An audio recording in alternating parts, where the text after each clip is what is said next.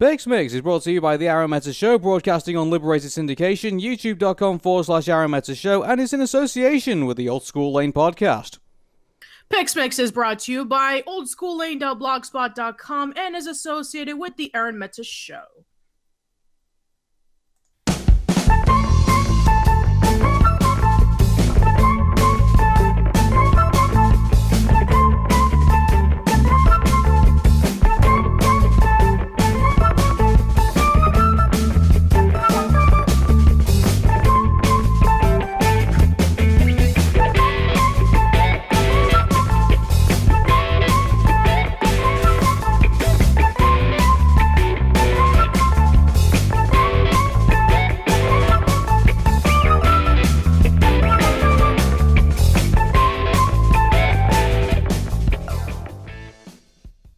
Welcome to PixMix with Arun. And Patricia. Hey Patricia, how you doing? I'm alright. Unfortunately for everybody who's listening, our good streak of covering really good Pixar movies has now come to an end. Oh, come now. Now we're back into mediocrity. Oh, come now, Patricia. It can't be that bad, right? I mean, it was bad. I just said it was like, listen up. I mean, we talked about in the PixMix episode about like possible prequels and sequels and all that stuff. And let's be honest, did anybody ask for a prequel for this movie? I was confused by that. I didn't want to see more of this movie, like of this franchise, for that, because, you know, let's face it, the movie that we're going to talk about, its first rendition of it was highly successful, and we will eventually get into it in another episode of PixMix, but shall we start off the intro, and we'll tell everybody what we're talking about? Sure.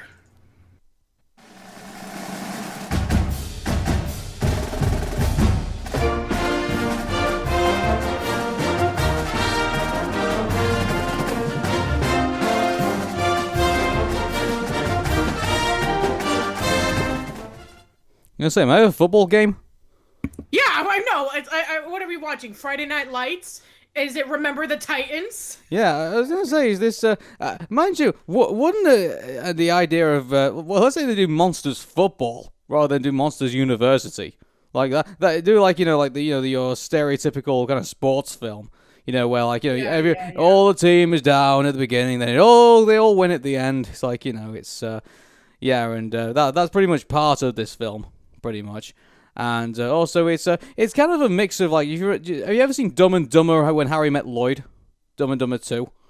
Yeah, I have seen that movie, and it's sort of a mix of that and every other kind of piece of mediocrity that kind of came out of that in that era, I guess. Not to mention, name any college frat movie and it'll be there.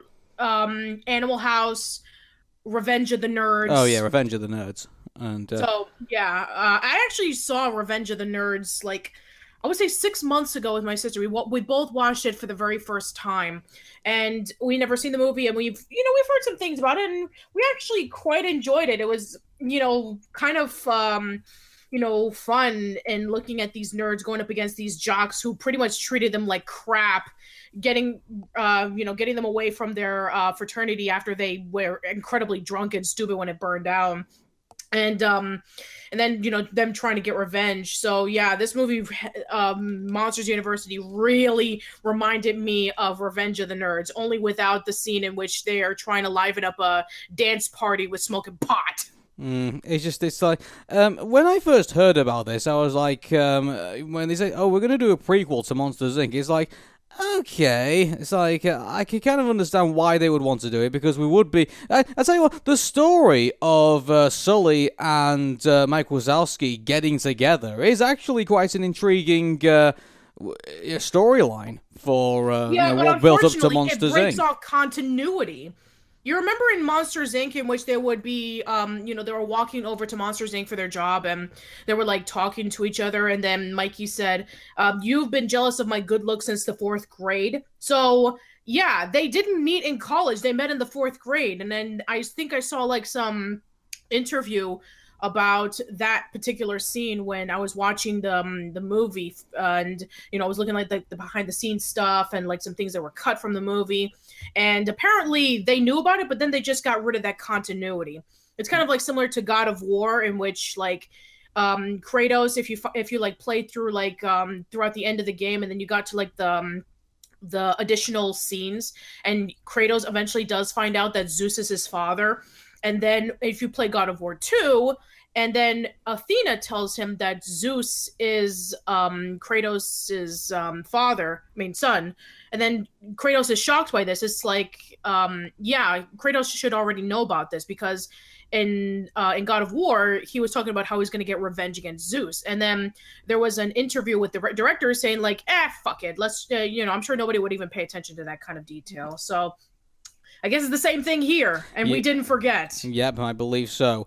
So before we dig into this failing university, let's go into the attached short film. So there were two short films that actually came attached with this film. I don't exactly know which one was which attached and how they were attached or whatever, but you either got the Blue Umbrella, which or you got Party Central, which unfortunately I've not seen either of them. So. I have not seen either of them either, because I saw, I when I was watching Monsters University, I was seeing it like, let's see, the first time I saw Monsters University was on DVD, and I didn't see like the short that came with it. But then the second time I watched it, which was for the preparation of PixMix, I saw it on demand, so I didn't get the chance to see the Blue Umbrella either. So I guess this will be the first time in which none of us will be talking about one of the Pixar shorts that came with the movie. Oh, I see now. So you got the Blue Umbrella if you went to the cinema, and you got Party Central if you got the DVD. I think. Correct. So, well, yeah, that's that. There we go. So that's that clear. So we've seen neither of them because I think the only thing we were really interested in was the movie. So surprisingly enough, but let's just go through it all and go through the notes and let's see what we make it of all. So the story starts with a 60-year-old monster, Mike Wazowski, on a school trip to Monsters Incorporated, a scaring company. And I mean, do I really need to explain to you what Monsters Incorporated is if we've already seen Monsters Inc.? Yeah, we don't even need to explain that. I mean, we already know from the first movie about what Monsters Inc. is. It's a place that you go to so you can be able to scare kids, so you can gain energy, and it's used for power.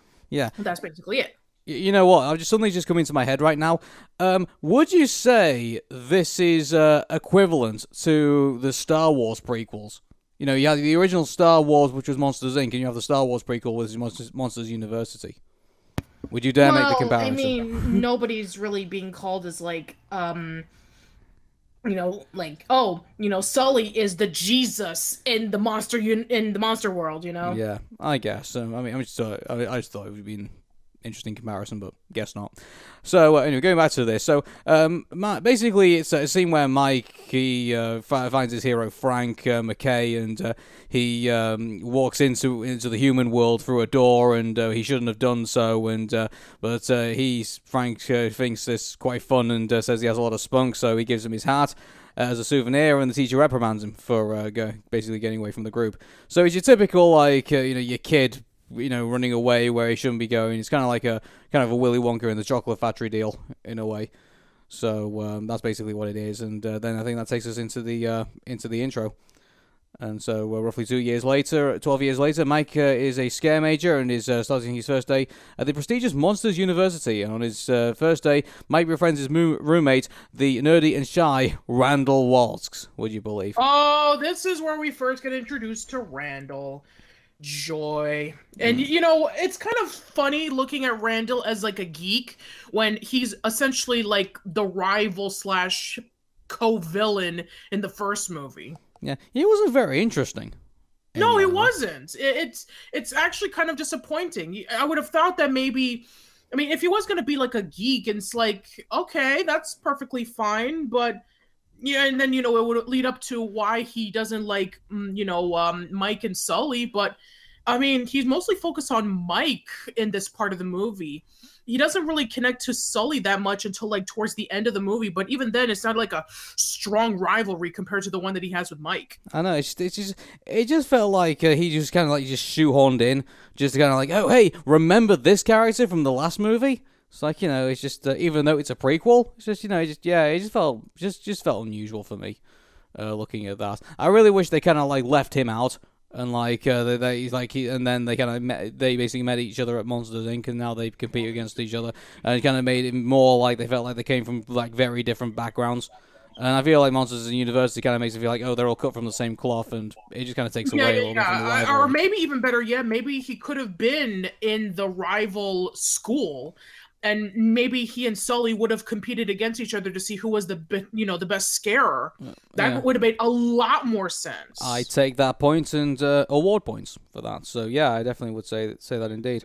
So during the first class that he enters into, Mike is answering a question. He's interrupted by another scare student, which is the arrogant, large blue monster named James P. Sully Sullivan. And I guess it kind of makes sense to make him kind of like the high school jerk, but it's a university, really. So was there really that kind of like jerky characters in the university level? I know in college, I know in high school, there was kind of like those characters, but in I don't know, in this situation, I'm not too sure.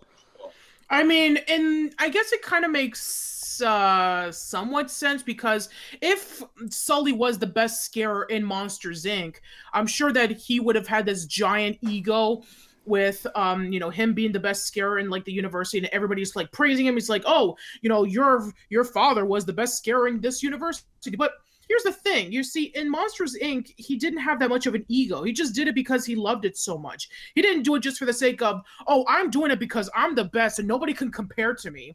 And, when everybody was like going all over Sully, like the coworkers in the first movie, and everybody was just like greeting him, he was just like a humble guy. Where did this cockiness come from? It just feels kind of out of nowhere. I know, it just feels really, really unusual. And this is something I really hate Pixar doing with this. Like again, it kind of puts in kind of like the stereotypes of this type of genre of movie. Wouldn't it have been more interesting if they decided to go in a more realistic direction with like university life, dealing with like the stresses of and the pressure of competition and things like that, instead of like doing what they did in this movie in a way, right? And you could even argue that an extremely Goofy movie kind of did that in a way, in which you have the scene in which Goofy's trying to study for his test because he wants to do well in class, and then when he does fail, he's just determined to get himself back on the grind. And it does deliver on that sense of pressure into becoming good in your classes. But here, I mean, it's, we don't really get that much of a strong tension until we meet up with one of the characters we'll be discussing about. But yeah, for the most part, it just I really wish that we would have gotten into the main core about where scaring came from, like going all the way back to like the origins of scaring, because that's what they're doing. They're scaring because they want to generate power from humans, from their screams. And maybe it'll be a nice little history lesson into, what was the first time that happened? How did they discover that screams can be able to energate so much power? Why did they think that humans were deadly to the touch? If you're going to make a prequel like this, I think that it will be really nice if you can actually build up on the universe of the monster world and how it led up to eventually being Monsters Inc. I tell you what, Patricia, if we do get that film and I hear the word metachlorians, you and I are through.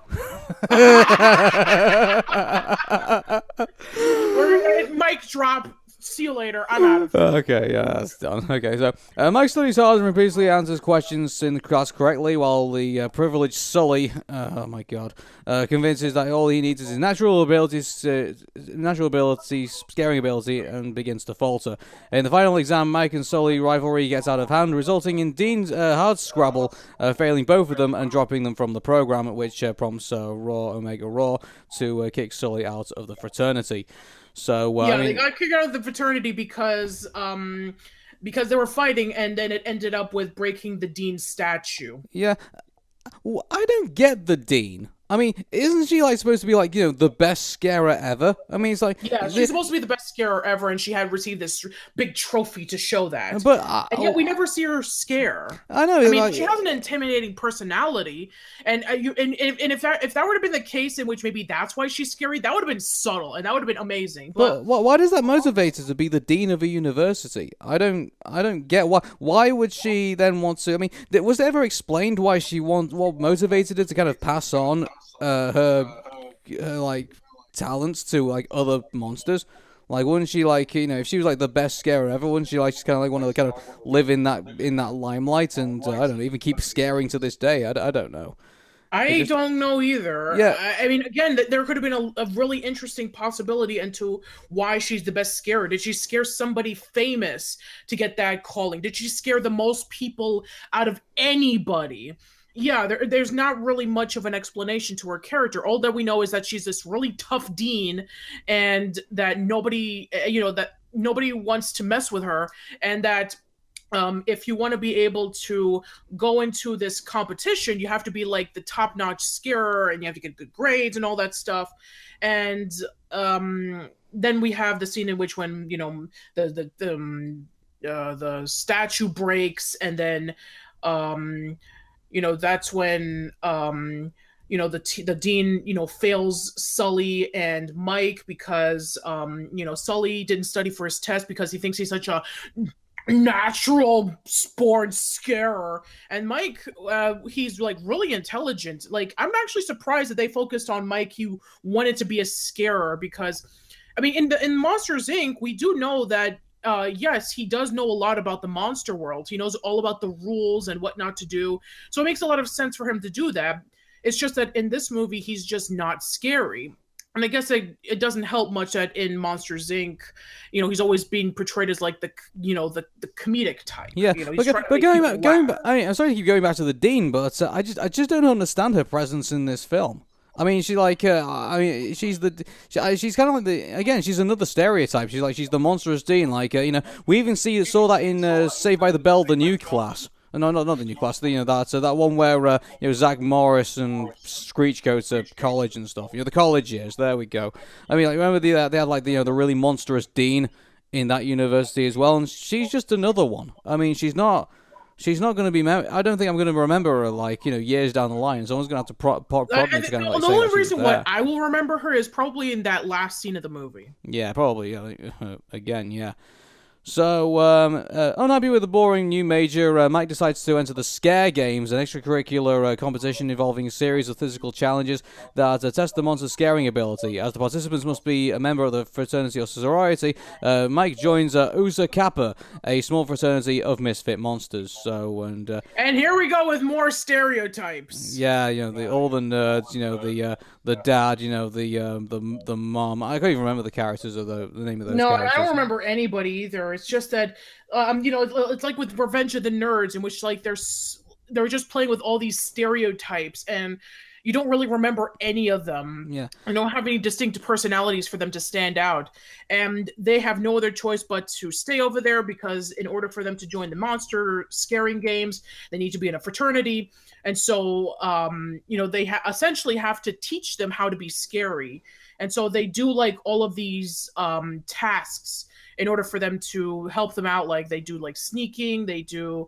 a whole bunch of things, and they pretty much suck at it. Yeah, I hated how he joined. He ended up joining the Scare Games because again, he was another face down with the dean, wasn't it? And like he was basically, Mike and Sully made this bet that if they win the Scare Games, then they can be able to go into Roar Mega Roar. But if they lose the Scare Games, then they will have to leave the university. Yeah, and it was. I remember when they like did that whole thing where like the dean's like standing on the stage and like Sully's like really tucked away at the back, and I thought they were gonna do like the joke, like in Kung Fu Panda, where Poe's like like all the way over there and he's trying to speak to the. I can't remember the name of the antagonist of Kung Fu Panda 2, but they can barely hear him and like they're kind of looking at him saying, "What's he saying?" Like he's all the way over there. Like what's he doing? It's like, it's just this, it just reminds me of that scene. I thought they were going to do that scene, but it just, it just looked really awkward after seeing Kung Fu Panda 2 and then seeing this. So the way that works. Okay, so Sully, seeing the competition as his ticket to back into the Scare program, offers to join, which Mike eventually reluctantly accepts. In the process of joining, Mike makes a deal with Dean Hardscrabble, the founder of the games, to readmit their team into the Scaring program if they win. Whereas if they lose, Mike must leave Monsters University. With the last placing team in each round of the games being eliminated from the competition, Uza Kappa miraculously advanced through the first rounds and survived by sheer luck. And it just it kind of reminds me of like the castle scenes from Shrek. I think in the first one, where they're down exactly. I was just about to say that. Basically, that you have Shrek having to wrestle all of these knights in order for him to talk to Lord Farquaad, getting the fairy tale creatures out of his swamp.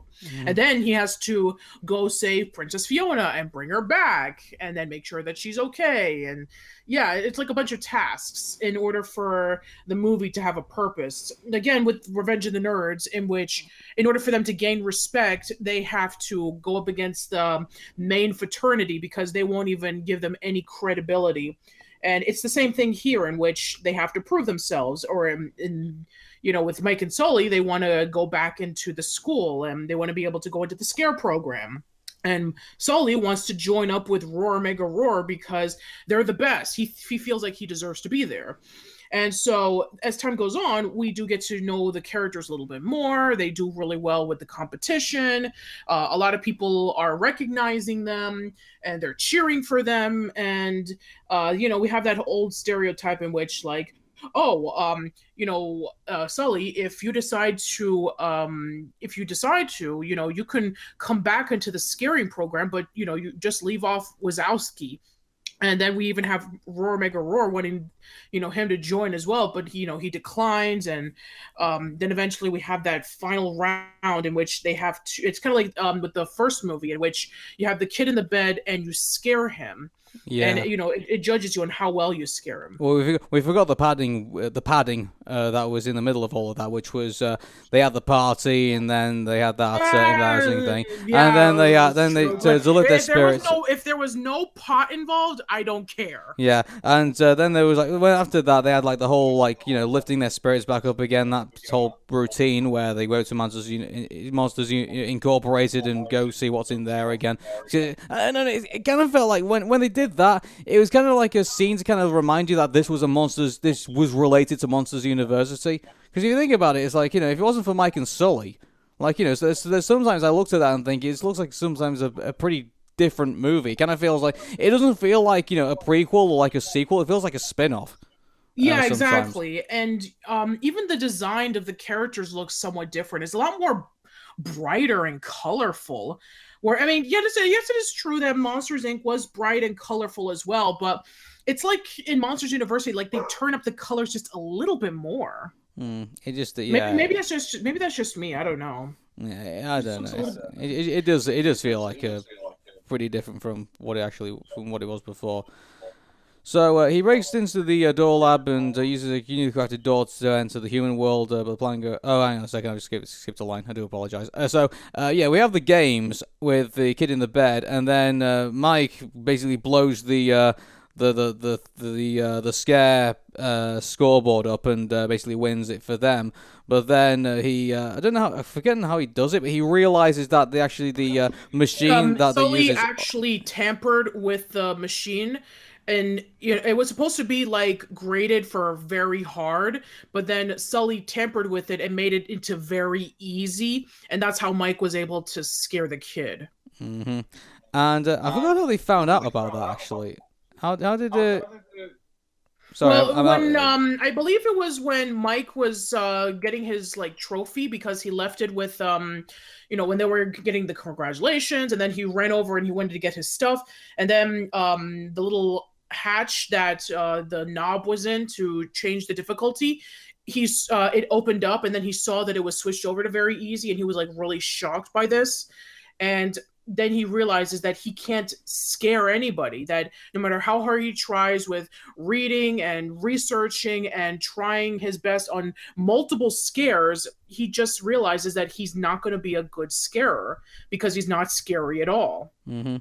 So then we get to the point where, with the line I just read out by accident, which was Mike is heartbroken by all of this, and he wants to prove that he's capable of becoming a scarer. So he breaks into the door lab and uses a newly crafted door to enter the human world. But his plan goes wrong when it turns out that the new door leads to a summer camp full of children, and he fails to scare anybody.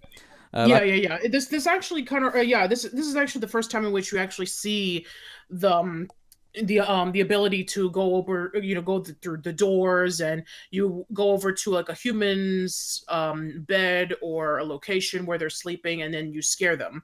And it kind of similar to the one scene in which when Sully was scaring a bunch of kids, and he said it was a slumber party. So I guess in this case, it's a summer camp for Mike to do that.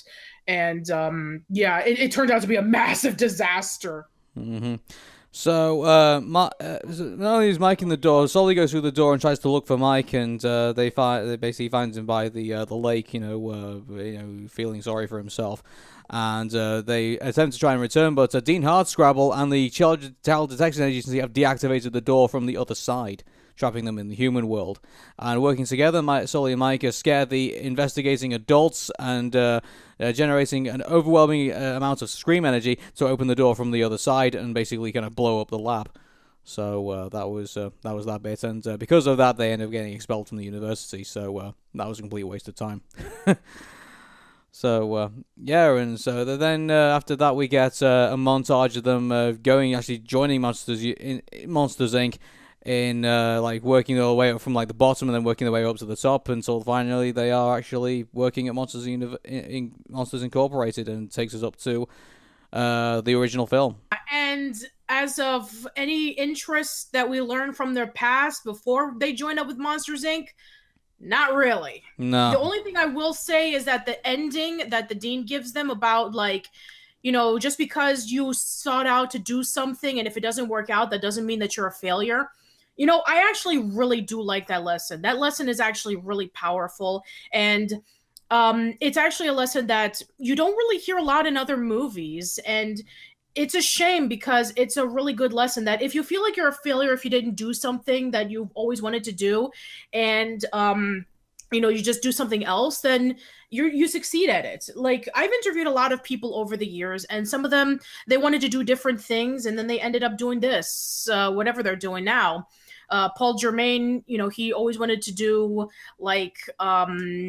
he wanted to do movies, and he wanted to do a whole bunch of other things. He never thought in a million years that he would do cartoons like Rugrats or Recess or anything like that. And just a few days ago on Google, it was like the 100th or 25th something birthday of some guy who accidentally found a way to make a natural dye of mauve. And originally he was trying to find a cure for malaria. So yeah, he never found the cure for malaria, but he did make a lye that was able to dye clothes purple. So, it's in a sense, if you want to do something and it doesn't work out in the end, that doesn't mean you're a failure. It means that maybe you were meant to do something else. Yeah, and I originally went back in the day. I wanted to be a commentator for professional wrestling, and so now I do a podcast. So so some things don't work out, and some things do. So yeah, like for me, I want to do a lot of things. I wanted to be a teacher. I wanted to be a chef. I wanted to do computers, and none of those worked out for me. And now, at 30, almost 32 years old, I want to go back to school again and, try to attempt of doing broadcasting. And if that works out for me, then that's great. And if it doesn't, then I'm not a failure. I just need to find a way in order for me to incorporate what I know into doing something else. Yeah. One thing I've just learned about Dean Hardscrabble, she's actually played by Helen Mirren. Yeah, she is. Dame Helen Mirren herself. Wow, actually, I didn't know that. And I know Billy Crystal played Mike Wazowski. I know John Goodman obviously plays Sully. And, speaking of Billy Crystal, going back into all the way when we were talking about Toy Story, he was actually called in to voice Buzz Lightyear, but he declined on it, saying that it didn't fit him as a character. And he said in many interviews that was the biggest regret that he ever made in his acting career. Oh, really? Oh, I couldn't imagine Billy Crystal being Buzz Lightyear. be honest with Yeah, you. me too. I mean, it would just be a little bit different, obviously. Like, I think Billy's performance would have made it a little bit more comedic. Yeah. To infinity and beyond! It's like, All right, exactly. I can imagine that. So, this bunch of average, this did, surprisingly, it was a $200 million budget, which I thought you could probably get better writing out of a $200 million budget, to be honest with you. But to be fair, this film did gross $743 million. Sorry, $743 million at the box office. So we can't really say it's a failure. No, it's not. It did make a lot of money, but it was but you have to understand that for a lot of people who saw this movie, they were thinking that, oh, Monsters Inc. This was a movie that I grew up with, and especially with the ending that we got from the original, you were thinking, oh, I can't wait for the sequel, and then you find out it's a prequel. I feel really, really bad for fans of what's that video game called? It's on the top of my tongue. What, Half-Life 2? No, not Half-Life 2. But Half-Life 2, yeah. I feel bad for those guys too. I meant to say, what's it called? Let me see if I can remember the game. Beyond Good and Evil. That's what it was. Beyond Good and Evil. Okay, so Beyond Good and Evil is this cult classic that was left on a cliffhanger. And, there was no game announcement of it for like over a decade. And then finally on I think it was last year's E3, they did announce that they were going to make a Beyond Good and Evil 2, but it's going to be a prequel. Yeah, it's like, when you're asking for the next adventure of Link, where Link's going to go in The Legend of Zelda, and then all of a sudden it's another bunch of prequels. Exactly. And apparently, I'm doing some research about this movie right now, and apparently that there were plans of doing a Monsters Inc. sequel, and there was even a division of Disney that were going to be doing 3D films very similar to Pixar. They were going to be like the rivals of Pixar, but then it was shut down in 2006. So, basically the movie was in like developmental hell for like about a decade. And then eventually when they were announcing that they were going to make a Pixar sequel in 2010, they thought, it's going to be Monsters Inc. 2. But then it turned out to be Toy Story 3. And then then there was like Cars 2, and then it was like the beginning of the Pixar dark age, as they call it nowadays. Like after Toy Story 3, shortly after John Lasseter left Pixar to go work for Disney, Pixar went through like a slump of producing a lot of mediocre movies. And then eventually it was it was announced that they were going to make Monsters University a prequel. So yeah, I guess we'll never see a Monsters Inc. 2, or at least anytime soon, at least. I'd like to see a Monsters Inc. 2. We would love to see it too. I mean, we have The Incredibles 2. We're going to be getting Toy Story 4. So, I mean, if there is any movie that I would like to see a sequel of, it would definitely be Monsters Inc. 2. Because, I mean, wouldn't it be great if we get to see Boo, and what would she be like if she was a little older? And well, we kind of did, because if you remember, she cameoed in Toy Story 3. So yeah, but more information about her at least. Yeah. Actually, I saw her when they did a design in Toy Story 3, and I looked at her and thought she could carry a film. I'd love to see like a sweet little girl, end up accidentally in the monster world, and trying to try and get out of it again. I mean, it's and on top of that, she's older now, so there's possibility of having better interactions, I guess, with the world that she's in.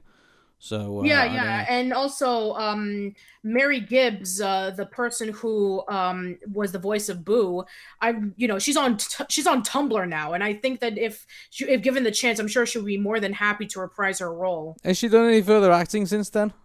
I don't know. I do know that she, the reason why she got the role was because her dad was like one of the artists or something. Yeah. So I don't know. That's actually a really good question. Maybe she has, maybe she hasn't. I'm not sure. I mean, obviously we go back to Hey Arnold constantly, and even though it's PixMix, the reason you bring Francesca Marie Smith and Annie McAfee back, because they could act back in the day. And when they brought them back for auditions, obviously they needed to check them out before they did. So I'd imagine she might have to go through an audition process before she if they did do a Monsters Inc. 2. But hey, we're not even got an announcement of that film yet. I tell you what, and doesn't that just show why we're so disappointed with this film in a way, because we really wanted a Monsters Inc. sequel, and instead we got this prequel, which really didn't achieve anything. No, in fact, you don't even need to watch this movie to learn about Monsters Inc. You could just watch the first movie, and you'll be able to gain as much information as you need. You'll know about Mike and Sully. You'll know about the Monster World. You'll know about Monsters Inc. Monsters University is sort of a pointless movie. I know, it's just, and on top of that, you don't really learn anything new when you think about it. And no, I mean, the only thing that we learn about is that, how did Mike and Sully met? But even then, that's a continuity error in the first movie, because they met in the 4th grade. They didn't meet in college. I know, oh dear. Anyway, despite our differences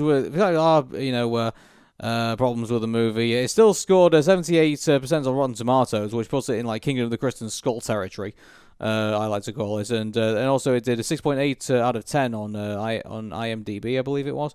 And also, I was trying to look for the Metacritic score. It was calculated at 65 based on 41 reviews. So, imagine it didn't even fare very well on Metacritic according to this. So, yeah. Yeah.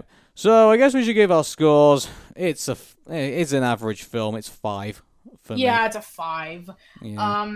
What did we give? What did we give the Good Dinosaur? Did we give it a 6 or a 5? We gave it a 6, I think. Yeah, we did give it a 6, and that's because it was an original movie, and we didn't really expect anything out of it. No. But with Monsters Inc. having a prequel, you expect a lot, especially since it had a cliffhanger ending about, what's going to happen with Boo, and does Sully and Boo, do they contact to each other? I mean, what happens to Monsters Inc. after they learn about laughs generating more power than screams? So you would expect that would have been fertile ground for a sequel, but instead we got a prequel, and it's nothing interesting. Like I said, this is a pointless movie. You can just skip this movie, go to Monsters Inc., and you would be perfectly fine. So it's a disappointment, and I do agree. I'm going to give this a 5. Do you know what's most disappointing about this? There are other. I mean, obviously we're going out of the Pixar territory here, but there are other Disney franchises that actually would make good university films. Like, imagine if you take a university scenario and you took the cast of Recess. How fun would that be to watch them in university? Yeah, that'd be great. Yeah. I mean, even though that we had a really bad Recess movie where they were in kindergarten, I mean, I would love to see them in university. That would be great. Yeah, it's there's a lot of other possibilities of other characters going to university. We can have Pepper Ann in a university. We can have the Proud Family in a university. We can have Phineas and Ferb in a university. That would be the best thing ever. Yeah, that would actually be really, really fun to watch. I mean, there was other Disney properties where they could do this type of thing, and I just don't think Monsters Inc. was the thing to do it with. I mean, it's just, it wasn't. Especially, I mean, if you were, make it interesting, make it memorable. If you're going to have it in a university, build up the world of the monsters and build up the origins of scaring. That would have been so much better. Have Randall be on the opposite rival team, or in a different school, being as a rival, as opposed to like being some geeky dork. And and the characters, Sully was acting like a jerk, just felt out of place with the first movie, because he was such a cool, humble guy who just loved his job as a scarer. So there was there could have been a lot of possibilities. And the one thing that really stuck out to me was the ending, in which the dean told Mike and Sully about that they shouldn't be concerned about being failures if they were leaving Monsters University. Just take it and try to do something good with it, with your failures, and try to triumph into something new. That's the only thing that I remember from this movie, and that's the only thing that it'll take out of it. Everything else, no. So I really don't have anything to say about this movie. Yeah, it's there. And I think it's just best we leave it alone from now. So that was Monsters University, and that concludes another PixMix, which we got pretty quickly through. And because but the reason why we got it through pretty quickly is because there's not really much to say about it. There's nothing here. It's like it's it was a. It feels like a holdover, don't you think? Like if they said, okay, we are gonna make Monsters Inc. 2, but we're just gonna make Monsters University just to hold you over while we make the second movie. Like, I'd accept that. Sure. Yeah. Like, but it's like so have like TV movie for like Monsters University, and then bring out Monsters Inc. 2. Yeah, But, and also, I mean, if you are gonna do that, then why didn't you have a Monsters Inc. animated series? Yeah. I tell you what, mind you, I don't know. If out of all, if we had to go for PixMix animated series, I would rather see The Incredibles. To be honest, Yeah, with you. The Incredibles, absolutely. Yeah, The Incredibles animated series would have been great. Yeah. We already had the Buzz Lightyear TV series, and let's see, Cars has like so many shorts, it's not even funny. Yeah. And Frozen will be like that eventually, but mind you, they're not a Pixar film. So. Please don't. So. God. All right. But yeah, other than that, yeah, I mean, besides Toy Story, was there any other animated series based off of a Pixar movie? What about? No, Rapunzel wasn't a Pixar film. No, Tangled doesn't count. I can't really think actually. I mean, I don't think there is. Yeah, I don't think there is any other animated series other than just the Buzz Lightyear cartoon. Yeah. Well, if you guys have any besides the Buzz Lightyear cartoon, yeah, if you know if any of the other Pixar films had TV series, leave them in the comments below, and we'll leave it at that. That concludes another PixMix. So for myself, Aaron, and Patricia, take care and bye for now. See you later.